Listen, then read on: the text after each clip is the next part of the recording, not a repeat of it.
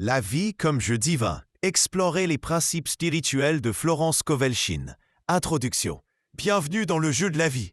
Imaginez la vie non pas comme une bataille épuisante, mais comme un jeu divin, régi par des lois spirituelles immuables. Tel est le cœur du message de Florence Kowalczyn dans The Game of Life and How to Play It. Si vous écoutez ces mots aujourd'hui, c'est que vous êtes prêt à découvrir comment maîtriser ces règles pour transformer votre existence. Car oui, la vie est un jeu, mais un jeu sacré, où chaque pensée, chaque parole, chaque acte devient un coup stratégique sur l'échiquier cosmique. À travers cet article, je vous guiderai pas à pas dans les enseignements de Chine, comme si elle-même vous parlait. Vous découvrirez comment aligner votre esprit avec les forces invisibles qui orchestrent l'abondance, la santé et l'harmonie. Préparez-vous à voir votre réalité sous un jour nouveau, où chaque défi devient une opportunité et chaque rêve une promesse à accomplir. La loi de la prospérité. L'abondance est votre héritage divin. Dieu sera ta confiance. Il te comblera d'argent en abondance. Écrit Chine, citant les Écritures. La prospérité n'est pas une récompense aléatoire, mais le fruit d'une conscience alignée sur l'infini. Prenons l'exemple de cette femme venue demander de l'aide pour éviter un procès lié à une dette de $3000. Au lieu de céder à la panique, Chine lui rappela « Dieu est ton pourvoyeur, bénis ces 3000 et ils se multiplieront comme les pains et les poissons. » La clé, agir comme si la manifestation était déjà là. Cette femme, bien que n'ayant que $8, suivit son intuition et rentra chez elle. Peu après, une amie de la famille lui offrit miraculeusement la somme exacte. Chine souligne « L'esprit n'est jamais en retard. » Lorsque vous préparez le terrain avec foi, l'univers comble les fossés. Le pouvoir du verbe. Vos paroles sculptent votre réalité. Par tes paroles, tu seras justifié, et par tes paroles, tu seras condamné, rappelle Chine. Chaque mot est une semence plantée dans le subconscient. Une autre histoire illustre ceci. Une femme se plaignait de vivre dans la pauvreté après avoir souvent répété « Je suis lasse des choses.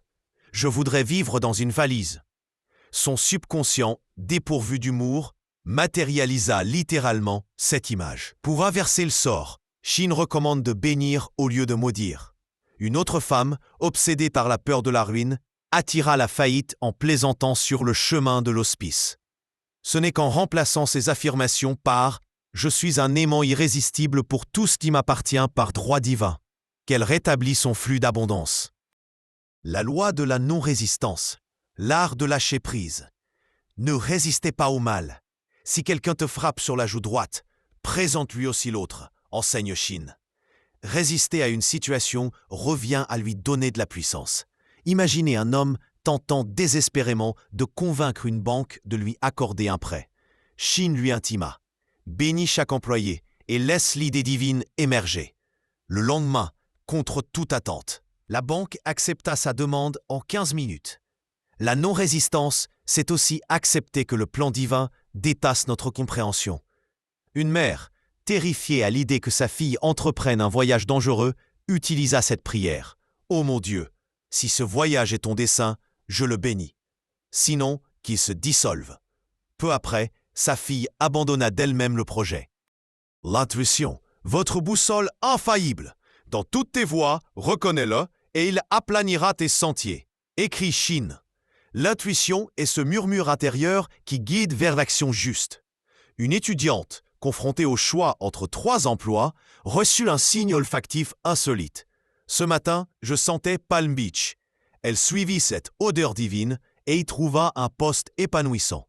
Chine insiste, ne rationalisez pas les synchronicités.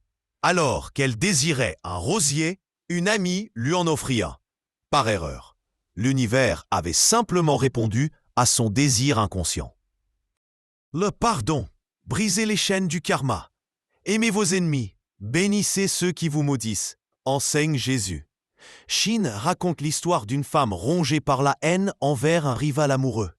En choisissant de bénir cet homme, je salue le divin en toi, elle libéra une énergie bloquée et attira un amour harmonieux. Le pardon n'est pas un acte de faiblesse, mais un nettoyage karmique.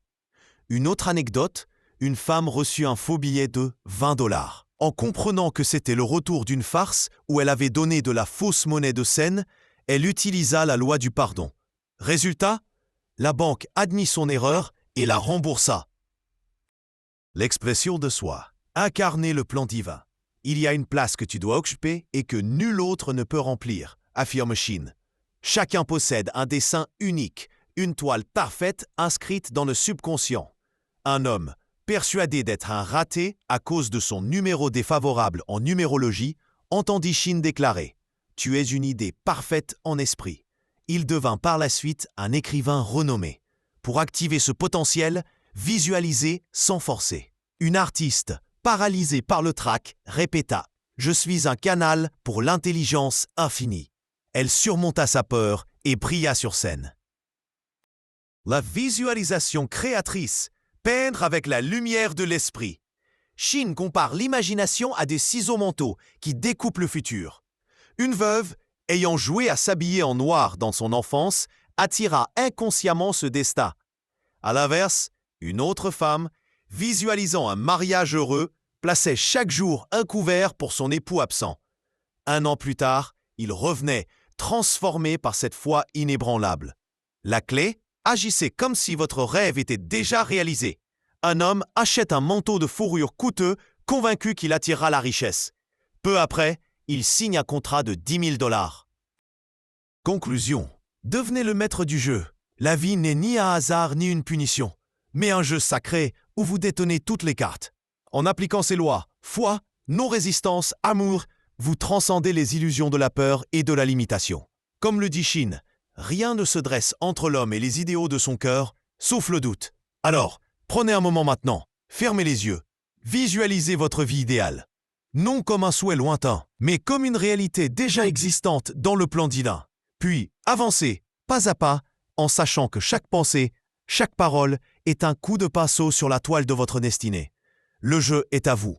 Jouez-le avec audace, gratitude et une confiance absolue en la sagesse qui vous guide. Fin.